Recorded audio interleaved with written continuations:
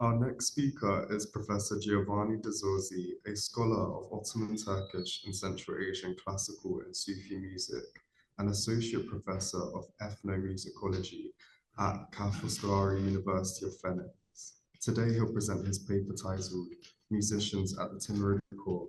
Please join me in welcoming Professor De Zorzi. Thank you so much for the invitation and for generous and very oriental hospitality and to all. And I feel myself, as we say in Venice, as someone who is selling ice cream to the North Pole or to the Eskimos, because you know things better than me. You are more specialist, so. I hesitated until the last minute. My idea was also to call it mistreated musicians at the Timurid court, because as is well known and was reminded us by Amir Hossein Purtevadi, Herat is a center of what is called the Systematist School, which is less abstract than in the past, but still rather abstract in the treatises that the school produced. But I would like to, rather than examine this highly theoretical works, my paper descends to a more practical level, focusing instead on the musicians. And this will be achieved by analyzing sources that are not primarily musicological, that are all composed between the first half of the 16th century and the second half of 17th. And looking through these sources, I have selected a few episodes that struck me as noteworthy, and I will try to comment on. The first episode takes us to the court of Timūr himself, and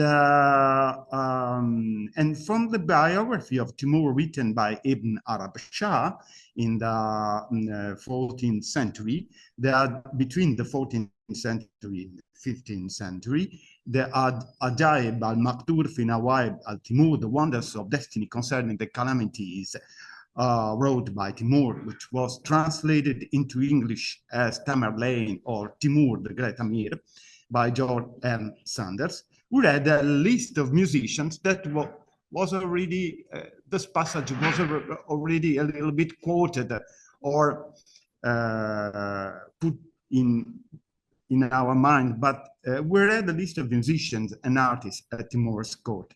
A feature that we will find also in Herat and then in all the courts at the same Constantinople, influenced by Timurid aesthetic, that is to gather great artists and musicians and painters and at the court. And the passage I quote, the musicians were Abdul Qadir Maraghi and his son Safiuddin and his son-in-law Nashrin and Qutb of Mosul and Ardeshir Janki and others. He had many painters, of whom Abdulhi of Baghdad was considered the chief. Among the planters of trees was Shahabuddin Ahmed Zardakashi, and there were innumerable sculptors of glass, bronze, and other things, each of whom was the most skillful of his age and the equal of all in his craft, and a marvel of his time. But if the necklace of speech were adorned with the pearls of the gift of this excellent man, truly they would be filled with pearls of great price and with chains of pure gold. These are the men who are known to me and come to my mind. But those that I know not, or that I know but I cannot remember now, are far more than can be counted and too numerous for all to be reckoned. In short, Timur gathered from all sides and collected at Samarkand the fruits of everything, and that place, accordingly, had in every wonderful craft and rare art someone who excelled in wonderful skill and was famous beyond his rivals and his craft. But in his work, Ibn ʿArabshah focused on Timur's son, Mirza Jalaluddin Miran Shah Beg, also known as Miran Shah or Miran Shah Mirza. As you know, he seems to have suffered from mental health issues following a fall from a horse several years earlier, and according to some sources, began to display increasingly destructive tendency during his reign. Rumors about Miran Shah circulating at Tamerlane's court alluded to chaotic gambling, drinking parties held inside mosques, and gold coins scattered from the palace windows among angry crowds. Miran Shah's excessive lifestyle evidently put a strain on his financial resources. Yet, while most historians and chronicles support this view, it should be noted that Miran Shah and his reign are currently being re-evaluated as a golden age for culture and the arts. Moreover, according to Ibn ʿArabshah, the young Miran Shah was under the influence of the group of musicians and artists.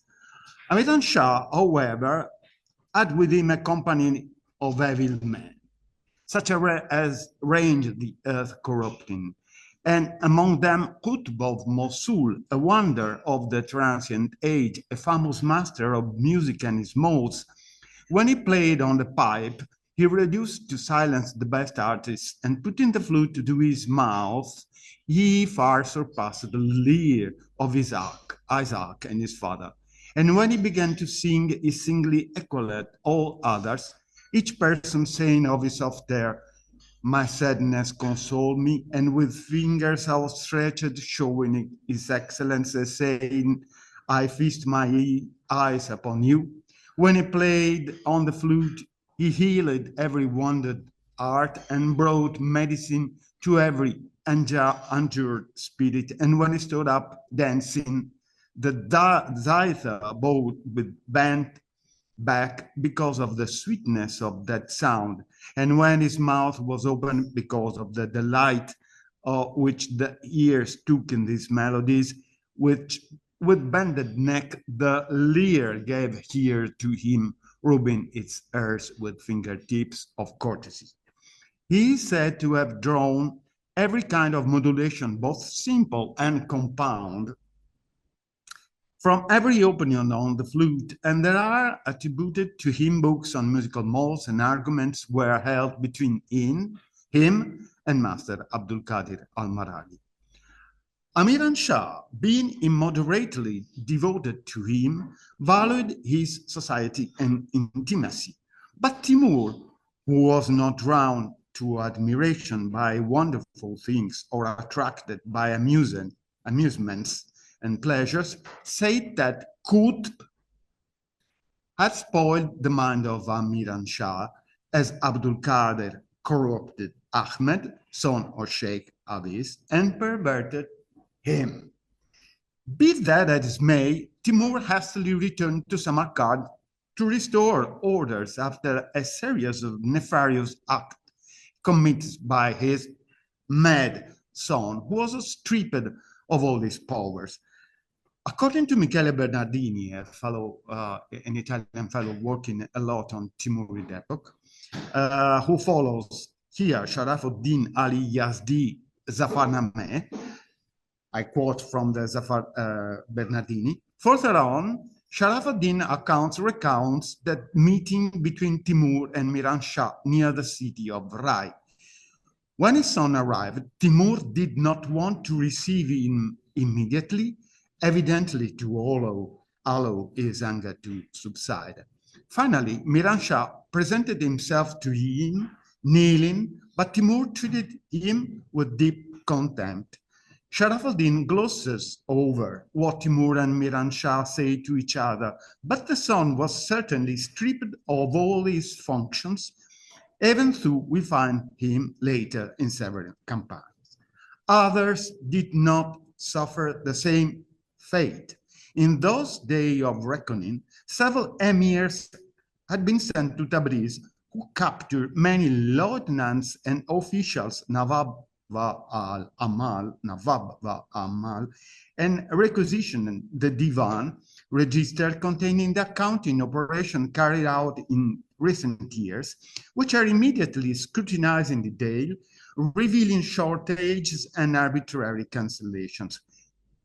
I arrived to my point. All the musicians, Arbabi, Saz, were also arrested, guilty of having ensnared their masters, and were immediately hanged to set an example to others. Sharafuddin also lament innocent victims in the situation, such as Muhammad Huwistani, devoted to science and literature, and the musician above quoted, Qutb-ad-Din Nai flute played, and Habib Daoudi, the oud lute player, who, along with several others, were executed in a painful manner, during which Maulana Muhammad recited laconic and proud verses about his own fate before dying, mistreated musician at the Timurid court.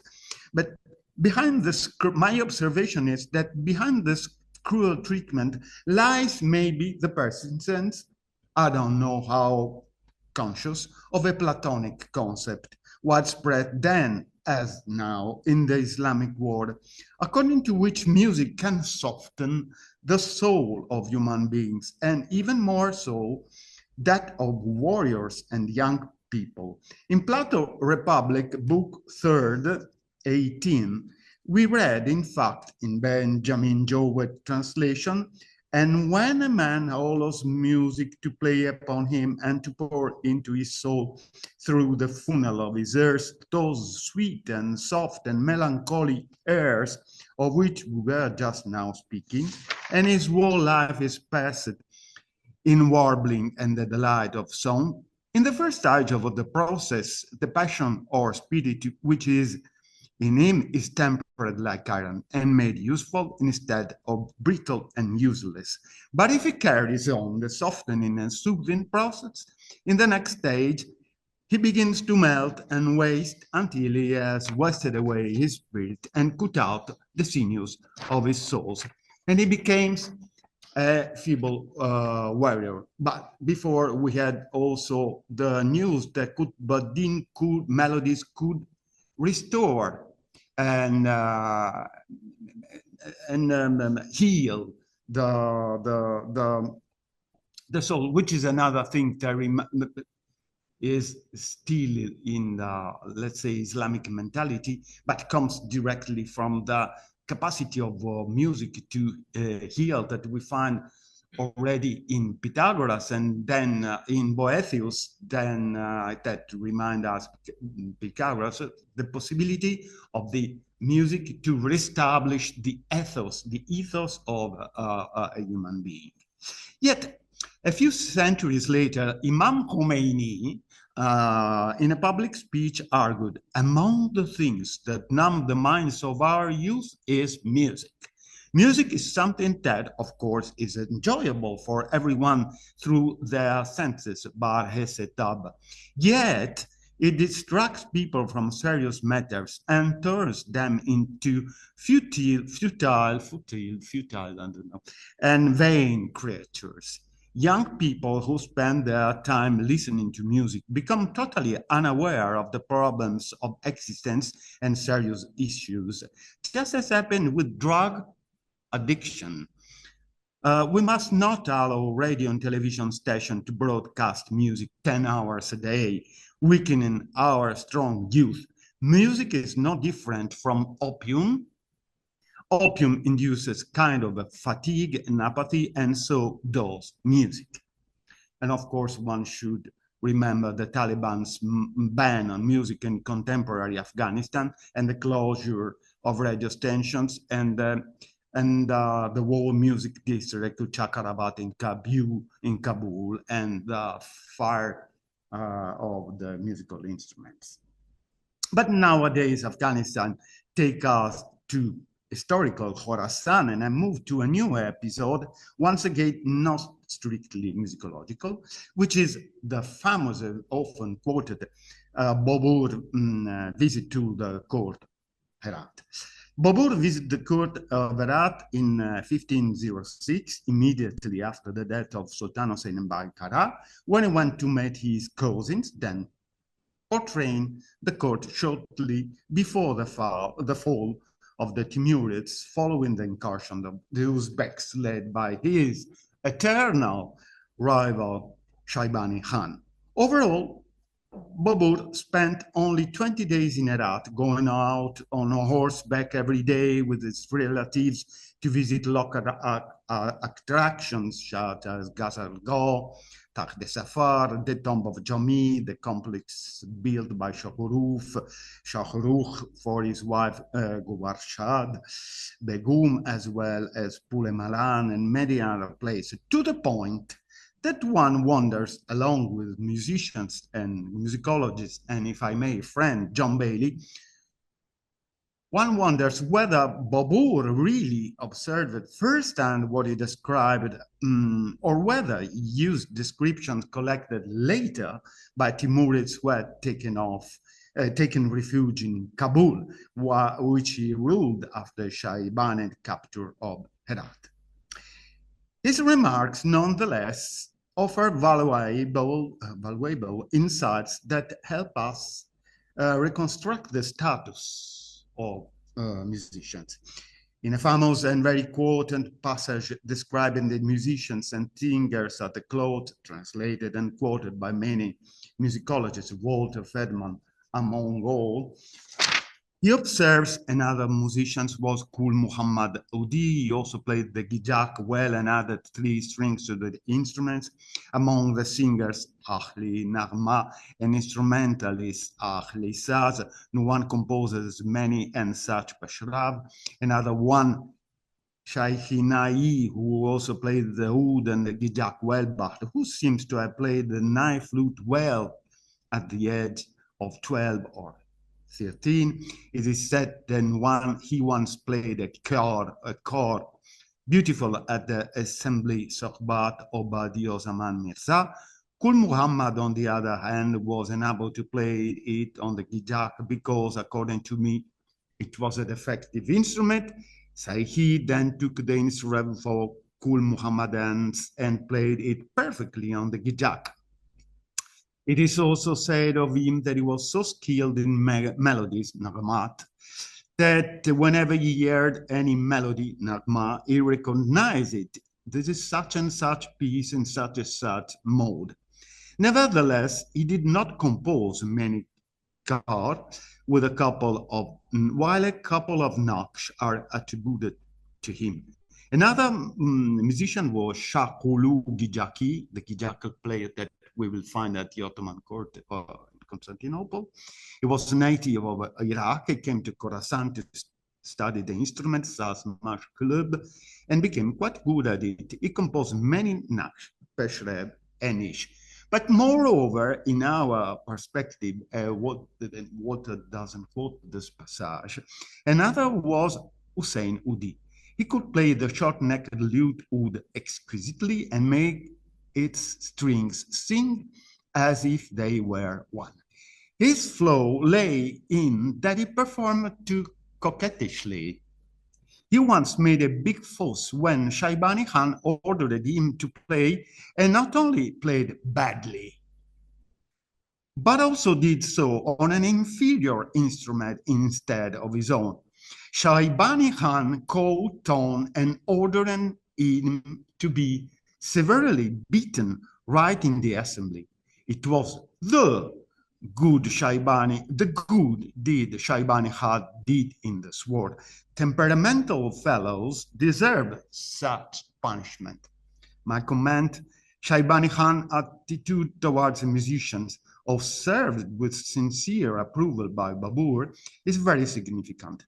On the one hand, it demonstrates the competence and attention of the music-loving sovereign towards an out-of-tune and poor quality instrument, while on the other, once again, confirms the servile, low-class status of the mistreated musician that take me to the following 2 episodes. One, the Timurid court was undoubtedly a model for Mughal, Central Asian, and Ottoman courts and cultures. But I wonder if it was also regarded the conditions of a musician. Owen Wright before told us about the behavior, Maraghi told about the behavior, the decorum, the behavior that a musician must have somehow. In Wojciech Ofuki Bobowski, description of the Seraglio in his Serai and the Rune, the interior of the place, we read, if we are in the more or less the second half of 17th century, we read, in fact, another well-known passage. Every Tuesday, when the Grand Lord shaves his head, the chamber musician go to sing in his presence, and sometimes the Grand Lord summons ladies to his chamber. And at that time, the musician wrap a cloth around their heads, those remaining in darkness, and those blindfolded, they sing and play, even more so with their heads bowed down. And if anyone shows signs of raising their head, the eunuchs punch them in the neck, two of them standing with bows drawn, ready to shoot in case anyone wants so to look at the aforementioned ladies. Of course, we understand and respect Sultan's privacy. And yet, one wonders how a musician can play while blindfolded and under threat of a punch and an arrow. The fourth episode takes to another court, maybe influenced by Timurid approach toward the musician, which is nearby Khiva, capital of the historical region of Khwarezm in present-day Uzbekistan. Muhammad Rahim Khan II lived between 1845 and 1910. The city's music-loving emir had the house of a singer demolished because during a concert at court, the singer had discreetly spat to clear his throat of phlegm. In order not to lose face in front of his guests, the Amir said nothing and even generously rewarded the singer for his splendid performance. That same night, however, he had his house demolished. To those who did not understand the reason for such a demolition, he would say, "You behave like a boor. You dirty my palace by spitting on the ground, and I cover you with gold. So, in turn, it's my turn to destroy your house and yours to remain silent." Another episode take again to Bābur and again to a place that was quoted by Amir Hossein Porjavadi and also by Shiva Mihan, which is a Tarab Khane. Among all the cultures that developed on the globe, the ineffable and intangible pleasure of music has often been linked to, let's say, more physical and earthly pleasures, so that very often music unfolded in places of pleasure, such as brothels, taverns, and similar venues, which became veritable hubs of life and musical transmission. As Porjavadi demonstrates in his recent work, Music Making in Iran from the 15th to the early 20th century, as far as the context of music performance were concerned, apart the court, we have Havalkhane, courtesan salons, taverns, caravanserais, and brothels, a place for merriment and music making so common between East and West. Of course, musicians' life was often associated with such a pleasure. In this perspective, I would like to focus now on a feast to which Bābur was invited by Muzaffar Mirza in Kabul in this Baghi Safed or Safid that was already quoted by Porjavadi. The young Bābur had never drunk wine before, having been under the tutoring of Abdullah Hoja Qazi, a Naqshbandi dervish, disciples of Ubaidullah Ahrar, already quoted here. Ubaidullah Akhrar Wali. Since his father's death, knowing this, he writes, everyone was careful not to invite the young ruler to drink wine, a practice that was illicit for observant Muslims, nor to drink in his presence. However, Bābur developed a certain curiosity about wine, and Muzaffar Mirza, breaking the deadlock, invited Bābur to a pavilion in his garden, significantly called Tarabkhane, place of pleasure.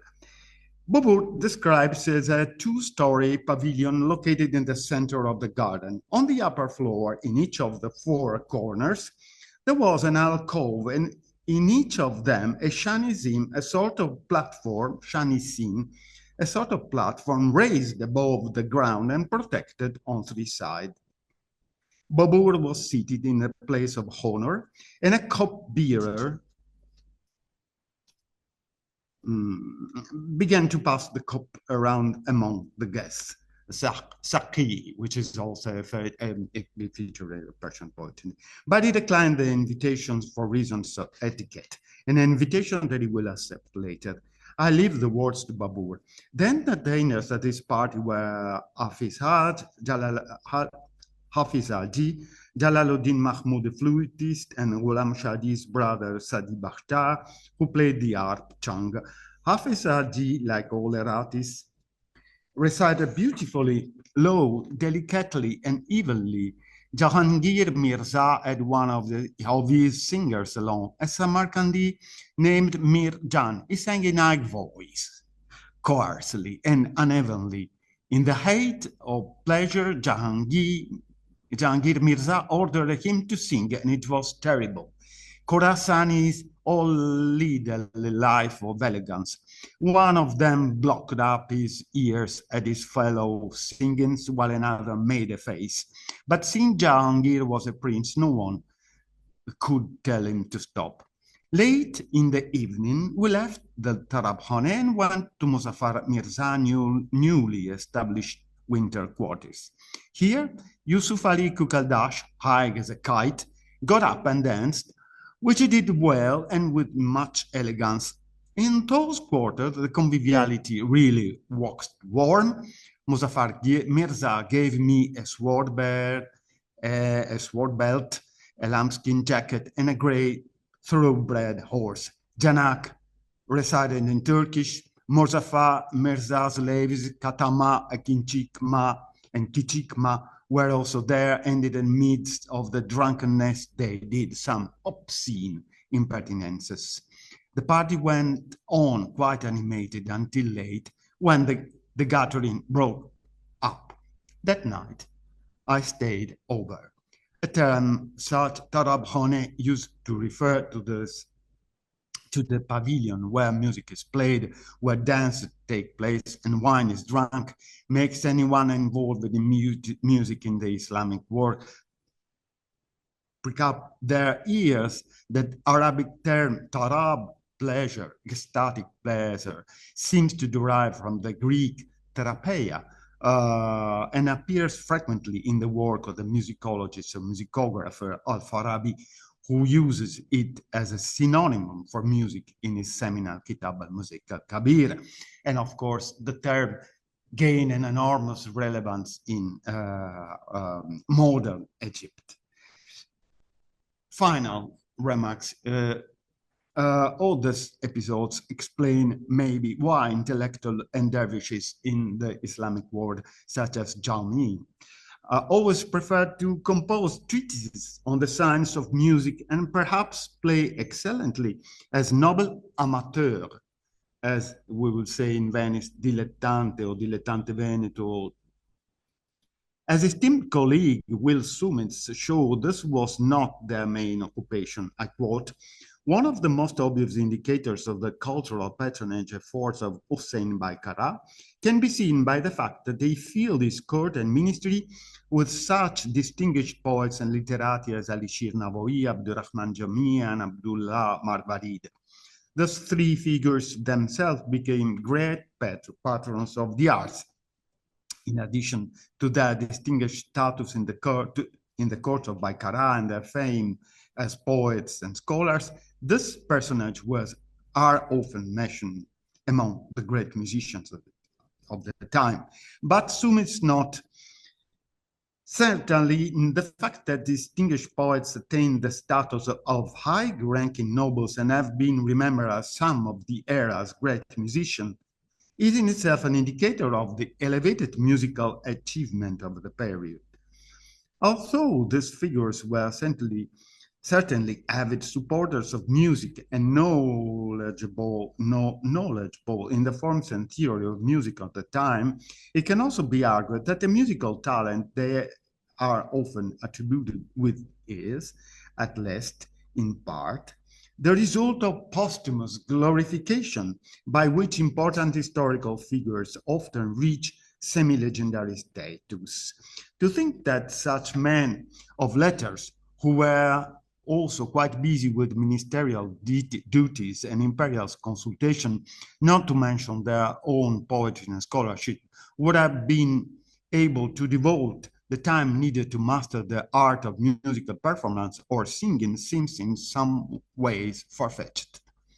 While the names of Navaji and Jamin find frequent mention in connection with the musicians and musical gatherings of the time, their contribution to music seems to have been primarily through their avid interest in the art of music and through the support of musicians, musical gatherings, and musical educations. But Jami also made a major contribution with his treatises on music, which was widely copied and has survived in many copies preserved in archives across Iran and Central Asia. Still in the 18th century, a foreigner like my fellow parishioner citizen, the Venetian abbot Giambattista Toderini, while residing in Ottoman Constantinople in the entourage of the bailo Agostino Garzoni, acutely observed.